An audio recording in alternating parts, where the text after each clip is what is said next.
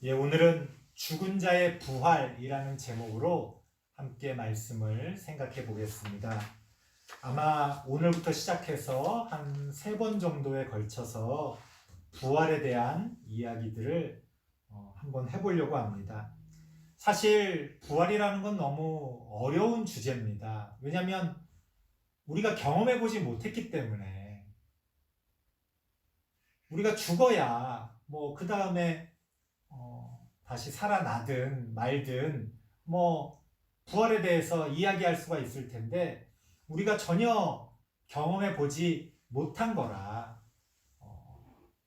그저 성경을 통해 또 성경에서 예수 그리스도의 그 부활의 첫 열매가 되신 그 예수님의 모습을 통해서 우리가 이런저런 것들을 짐작해 보고 또 추측해 볼 수만 있을 뿐입니다. 그럼에도 불구하고 성경적인 부활은 어떤 것일지에 대해서 그래도 최대한 우리가 한번 살펴보려고 합니다. 너무 어려운 주제라 굉장히 힘들었어요. 설교 준비를 하면서 여러분들에게 들려드리고 싶은 이야기는 너무 많고 또 그거를 다 하자니 너무 복잡하고 또 어렵기 때문에 어떤 것들을 또 선택해서 말씀을 드려야 할지 또 어느 정도 수준까지 말씀을 드려야 할지 사실 굉장히 좀 고민이 깊었습니다.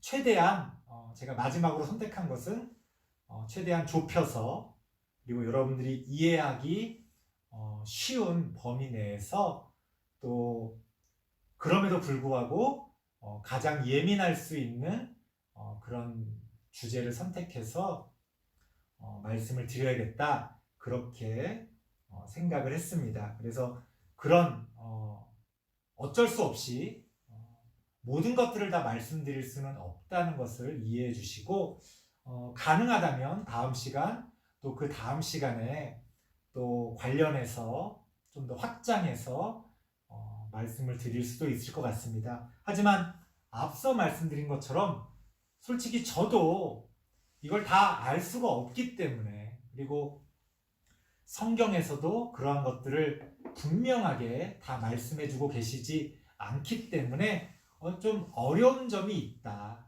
그런 것들은 좀 이해를 해 주시길 바랍니다. 하지만 안타까운 사실은 초대교회 때부터 모든 그리스도인들의 가장 큰 관심사는 부활이었습니다. 그리고 우리나라에서도 기독교가 전해지고 기독교가 한창 성장할 때의 관심사는 사실 부활이었어요. 제가 어릴 때만 해도 교회에서 부활에 대한 이야기를 많이 했거든요. 근데 오늘날에는 우리가 부활에 대한 관심이 너무 적어진 게 아닌가 그런 안타까운 마음을 느끼게 됩니다.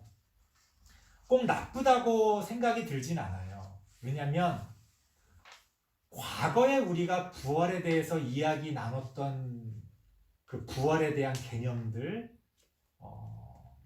그 의미들은 사실 너무 편협하고 또 너무 인간적인 것들로 가득 차 있었기 때문에 솔직히 말씀드리면 지금의 우리가 부활에 대해서 생각하는 그 수준과 비교해보면 너무 어린아이 같은 그런 모습들이라 사실 그런 부활에 대한 이야기라면 없는 게 낫겠다 싶은 생각도 들기 때문에 오늘날의 그런 부활에 대해서 우리 어렸을 때 배웠던 그런 부활에 대해서 우리가 많이 얘기를 나누지 않는 것은 어떤 면으로 보면 차라리 잘 됐다 싶은 그런 것도 있습니다. 그래서 오히려 오늘날 우리가 어릴 때 배웠던 그런 부활에 대한 이야기는 어디서 많이 합니까? 이단들이나 아니면 이단적인 신학을 갖고 있는 곳에서 오히려 그런 부활에 대해서는 많이 얘기하는 그런 것들을 볼 수가 있습니다. 그러니까 만약 우리가 어릴 때 배웠던 그런 수준의 부활에 대한 이야기라면 차라리 안 하는 것도 우리의 신앙에 나쁘지 않다. 저는 그렇게 생각합니다. 하지만 가장 바람직한 건 올바른 수준의 부활에 대한 이야기가 우리의 신앙 가운데서 더 많아졌으면 좋겠다. 그런 생각을 아울러 해보게 됩니다. 자, 아무튼 그런 어떤 우리의 현실 가운데서 부활에 대한 이야기를 시작해 보겠습니다. 오늘 본문을 보면 12절 말씀을 보니까 고린도 교회 안에 아주 이상한, 어떤 면으로 보자면 아주 나쁜 그런 생각을 하던 사람들이 있었다는 거예요. 12절 말씀 같이 한번 읽어볼까요? 시작. 그리스도께서 죽은 자 가운데서 다시 살아나셨다 전파되었거늘 너희 중에서 어떤 사람들은 어찌하여 죽은 자 가운데서 부활이 없다 하느냐. 아이쿠, 어머나, 어떻게 이런 일이 있을 수가 있습니까? 교회 안에서 그리스도인이 부활이 없다고 주장하는, 부활이 없다고 생각하는 사람들이 있었다는 거예요. 말도 안 되죠? 말도 안 되죠.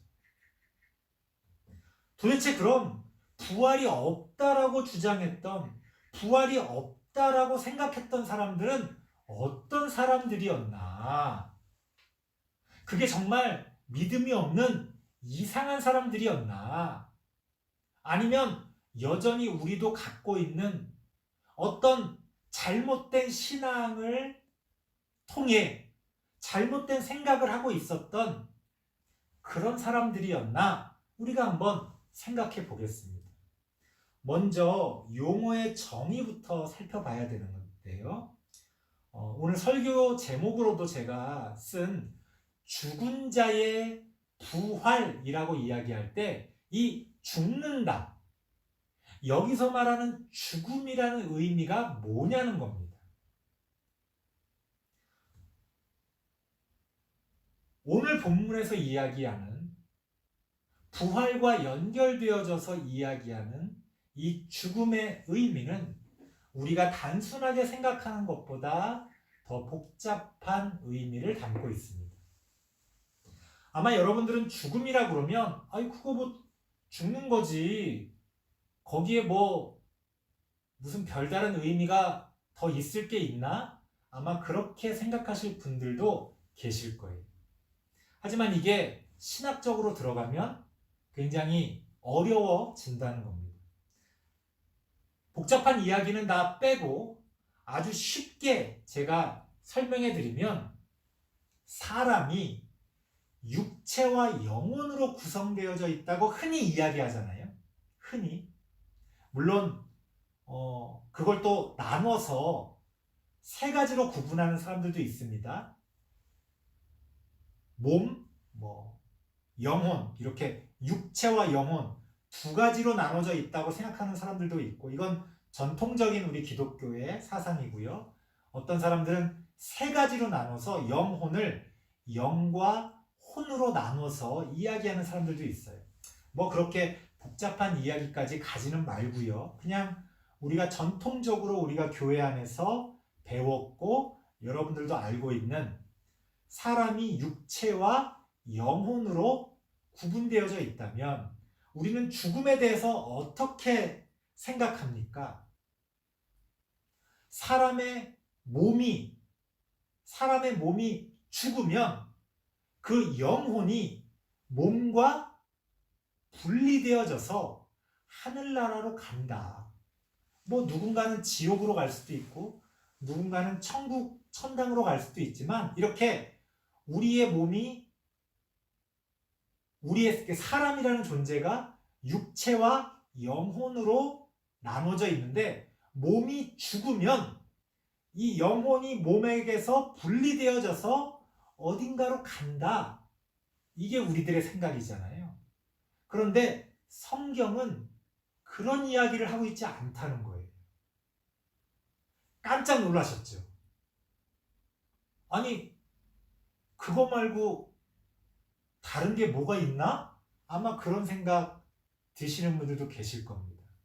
여러분, 성경이 죽음이라고 이야기할 때의 그 죽음의 본래 의미는요, 우리의 몸이, 그러니까 사람이라는 존재가 육체와 영혼으로 나눠져 있다면, 우리가 이해하기 쉽게 이렇게 나눠져 있다면, 성경이 이야기하는 죽음이라는 것은 육체와 영혼이 모두 죽는 것을 이야기한다는 거예요. 아마 이런 이야기는 교회 다니시면서도 처음 들어보시는 분들이 많을 겁니다. 굉장히 신학적인 이야기인데요.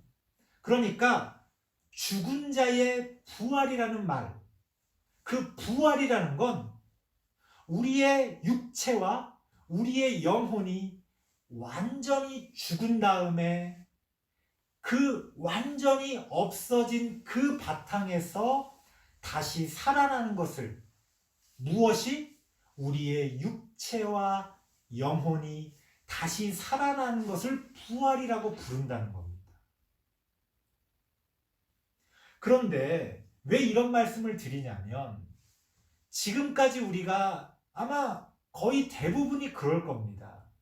어릴 때부터 지금까지 교회에서 우리가 배운 것은 이것과 좀 달랐다는 거예요. 아까도 말씀드렸지만 우리는 어떻게 배웠습니까?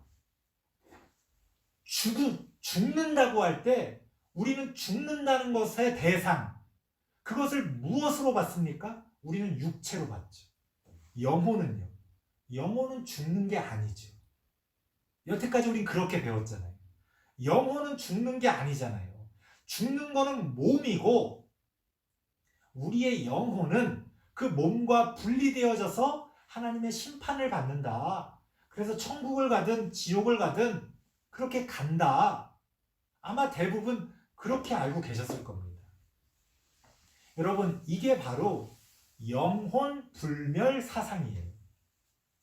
여러분들은 그냥 교회 안에서 성경적이라고 배운 것 같지만, 사실 이런 생각, 사실 우리가 죽는 것은 몸이고 우리의 영혼은 죽지 않는다. 그저 우리의 육체와 분리되어져서 어딘가로 간다 라는 생각, 이게 바로 영혼 불멸 사상입니다.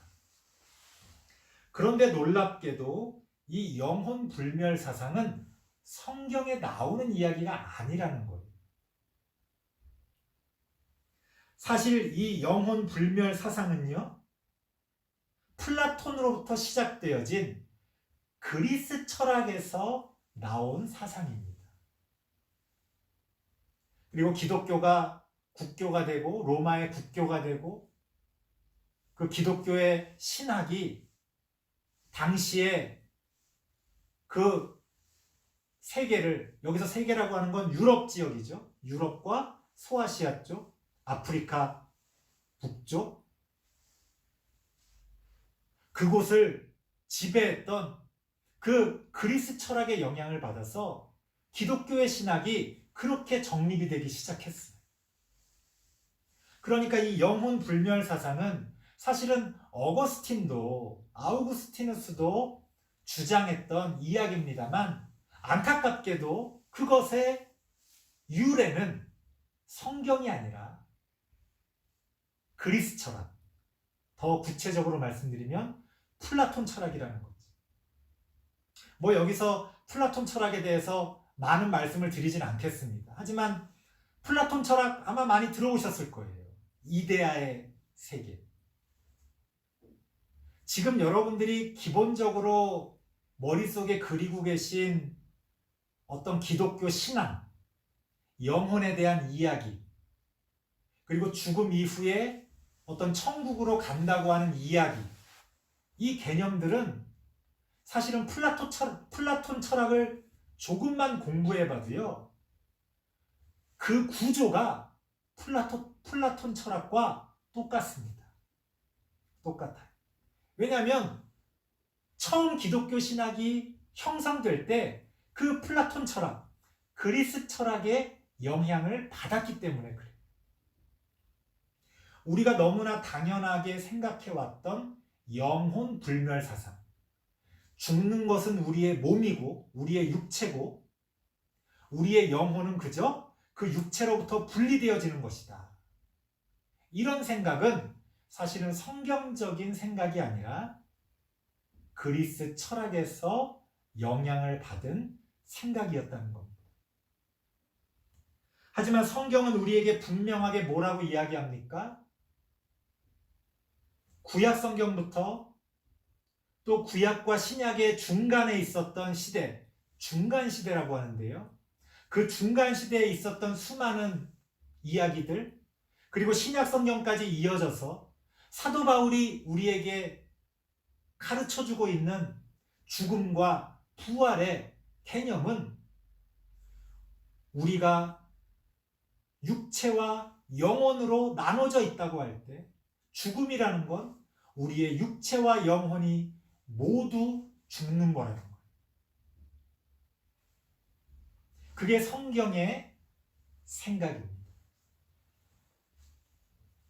그래서요, 십자가의 죽음을 앞둔 겟세마네 동산에서의 예수님의 고통스러워하시는 모습, 십자가에 달리셔서 고통스럽게 절규하셨던 예수님의 모습, 그 모습이 바로 성경적인 죽음의 모습이고 그 죽음을 대하는 본래 인간의 모습입니다. 그래서 많은 신학자들이 비교를 해요. 플라톤 철학에서 핵심으로 이야기하는 소크라테스. 사실 소크라테스 철학은 다 플라톤이 우리에게 전해준 거거든요. 자신의 스승에 대해서. 그래서 어떤 철학자들은 소크라테스 철학이라는 건 없다. 다 플라톤 철학이다. 그렇게 이야기하는 사람들조차도 있습니다. 자, 아무튼 그 소크라테스의 죽음의 모습을 보면 굉장히 담담합니다. 죽음이라는 것에 대해서 그냥 아주 담담하게 받아들여요. 왜? 당시 그리스 사람들은 영혼이 불멸한다고 생각했기 때문에 죽음이라는 건 그냥 통과 의례 같은 그런 걸로 생각했어요. 무서운 게 아니에요. 왜? 내 영혼은 불멸하니까. 오히려 죽음을 통해 나는 더 거룩한 아름다운 이데아의 세계로 갈 것이기 때문에 죽음이라는 거 대수롭지 않은 거죠. 그런데 예수님의 모습을 보면 어떻습니까? 어떤 면에서 보면 지나치다 싶을 정도로 두려워하고 무서워하는 그런 모습을 발견하게 됩니다. 예수님이 우리보다 겁이 많아서요? 예수님이 소크라테스보다 믿음이 부족해서요? 말도 안 되죠. 예수님은 죽음의 의미를 완전하게 알고 계셨던 거예요. 죽음이 무엇을 의미하는지. 성경이 가르치는 죽음은 육체와 영혼이 완전하게 죽고 우리의 존재가 완전하게 소멸되는 겁니다. 그래서 우리 사람은 본능적으로 죽음을 두려워하는 거예요. 여러분, 예수님을 믿은 다음에도 죽음이 굉장히 두려우신 분들이 있잖아요. 그건 믿음이 부족한 게 아닙니다. 본능적으로 죽음의 의미를 느끼고 있는 거예요. 원래 죽음은 두려운 겁니다. 두려워해야 되는 게 맞아요. 그럼에도 불구하고 우리가 믿음으로 그 죽음을 이기는 것이지, 나는 믿음이 있으니까, 난 죽으면 천국 가니까, 나는 죽음이 두렵지 않아? 그거는 정상적인 죽음에 대한 반응이 아닙니다. 그래서 오늘날 어떤 불신자들이나 아예 하나님 같은 거 믿지 않는 그런 불신자들, 혹은 막 믿음이 너무 좋다고 하는 신자들 보면은 죽음을 두려워하지 않는 것처럼 말하는 경우가 있잖아요. 사실 그 사람들은 죽음의 의미를 깊이 깨닫지 못하기 때문에 오히려 죽음으로부터 도피하기 때문에 그런 반응을 보이는 거예요.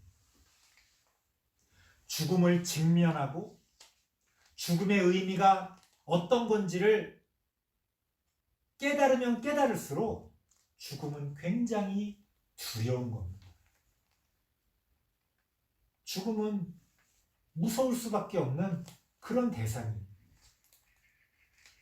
그래서 예수님께서도 죽음 앞에서 그런 반응을 보이신 겁니다.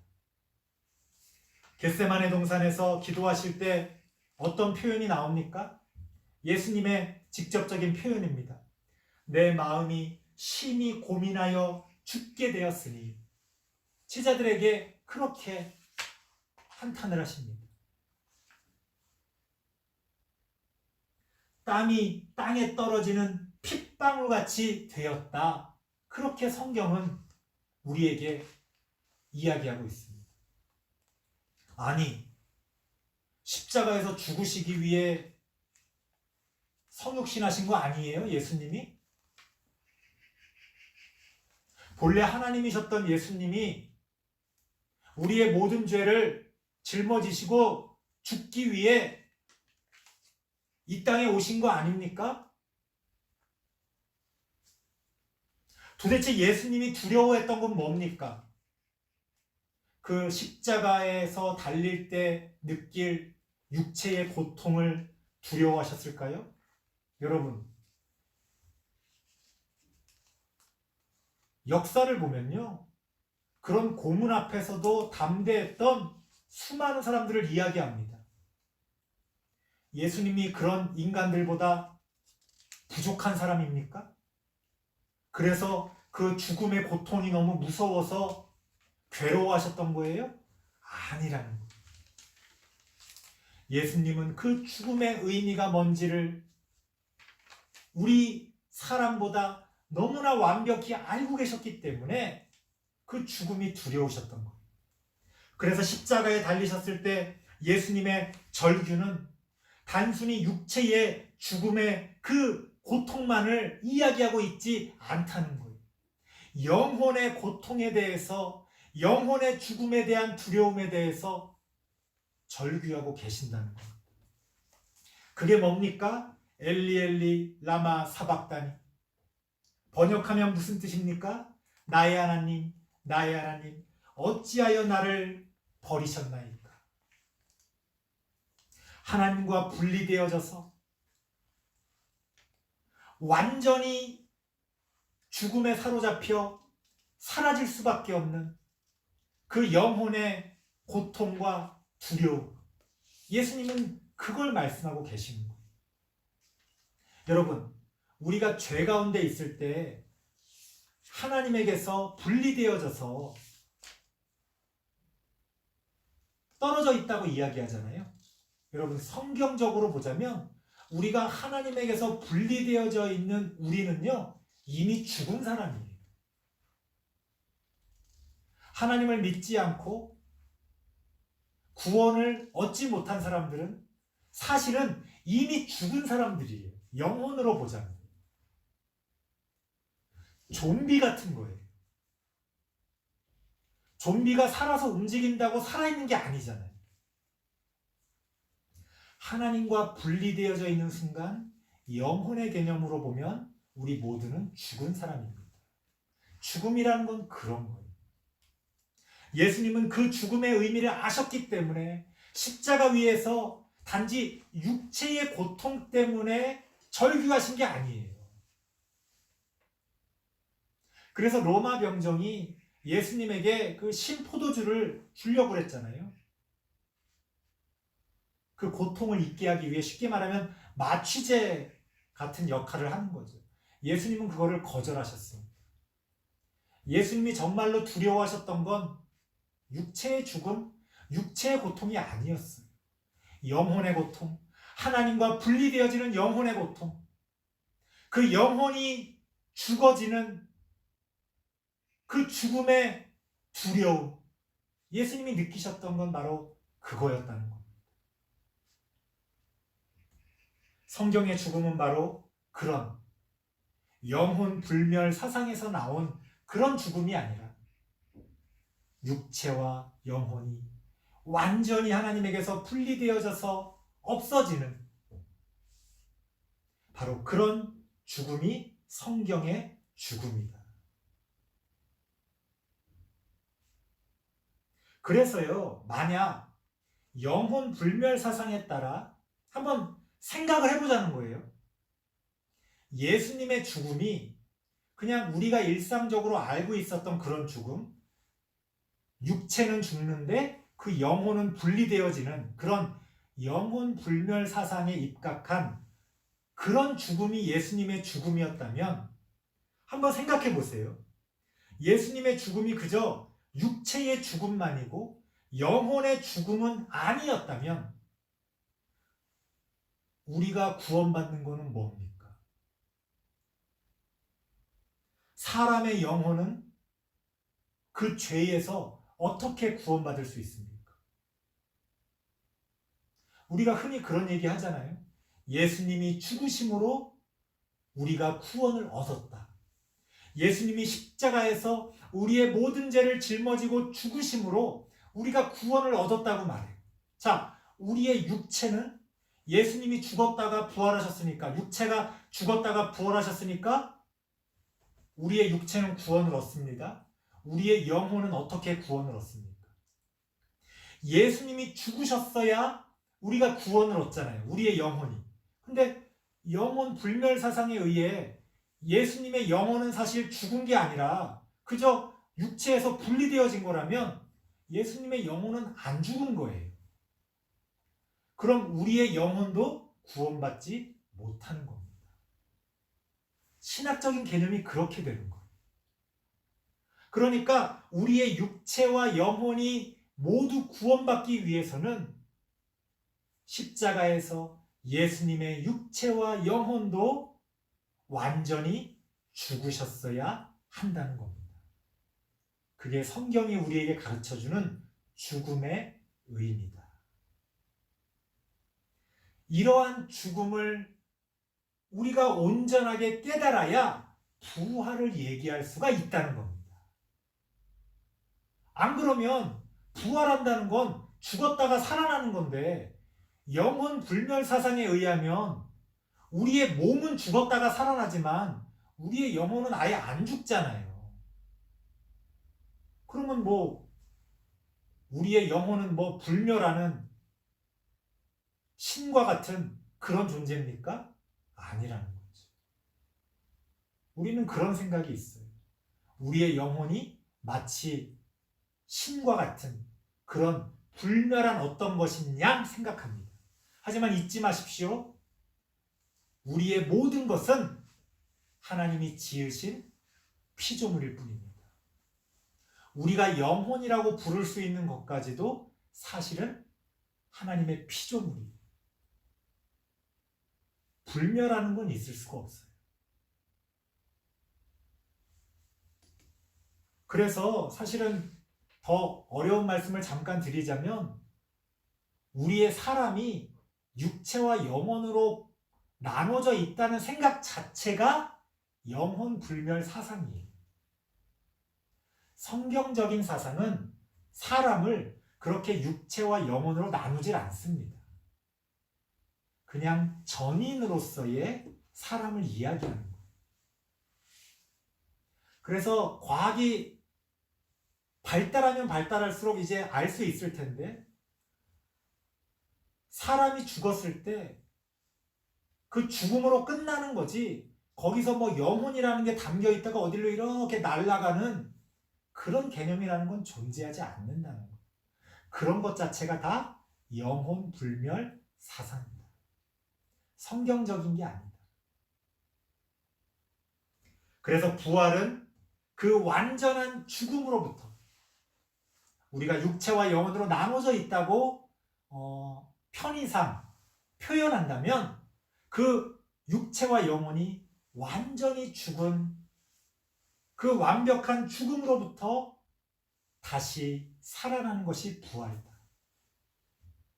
만약 육체는 죽고 영혼은 죽지 않고 살아있는데 나중에 육체만 다시 살아나는 거라면 그건 반쪽짜리 부활이죠. 그리고 우리가 영혼 불멸하기 때문에 영혼 불멸 사상에 의하면 부활이라는 건 아무것도 아닌 거예요, 사실. 어차피 우린 진짜 죽은 것도 아니니까. 우리의 영혼은 살아있었던 거니까. 하지만 부활은 완전한 죽음으로부터의 부활이다. 무로부터의 새로운 유의 창조처럼 부활은 그래서 새 창조라고 불리는 겁니다. 무에서 유를 창조하신 게 창조잖아요. 부활이라는 것도 그렇다는 거예요. 영생이라는 것도 그렇다는 거예요. 만약 영혼 불멸이라는 건 영생이라는 거 없는 거죠. 그러면 영혼은 그냥 원래 영생인 건데, 영생은 하나님이 우리에게 새롭게 주시는 하나님의 은혜로서의 새로운 생명입니다. 그래서 부활은 새 창조이고 다시 무에서 유가 새롭게 태어나는 전혀 다른 생명의 시작이 되는 겁니다. 여기서 우리는 많은 힌트를 얻을 수가 있어요. 부활의 의미에 대해서 많은 것들을 추측해 볼 수가 있습니다. 그런 이야기들은 다음 시간에 하도록 하고요. 우리는 오늘 우리가 생각해 볼 것은 부활이라는 것은, 죽은 자의 부활이라고 하는 것은 우리의 육체와 영혼의 완전한 죽음 가운데서의 새로운 생명의 시작, 그것이 바로 성경이 이야기하는 부활이다. 여러분들이 그것만 오늘은 꼭 기억하시기 바랍니다. 기도하겠습니다. 하나님 감사합니다. 하나님이 우리에게 구원으로서 주시는 그 부활이 얼마나 놀라운 것인지, 얼마나 기적 같은 하나님의 은혜인지 우리가 새롭게 깨닫기를 원합니다. 이 세상을 무에서 유로 창조하신 하나님께서 우리의 완전한 죽음 이후에 다시 무에서 유로 우리의 새로운 생명을 태어나게 하심을, 그렇게 새롭게 거듭나게 하심을 우리가 믿음의 눈으로 바라보며 하나님께 영광을 돌립니다. 그런 부활을 우리가 사모하고 기대하며 우리의 구원을 통해 이루어 갈 수 있도록 하나님 함께하여 주시옵소서. 예수님의 이름으로 기도드리옵나이다. 아멘.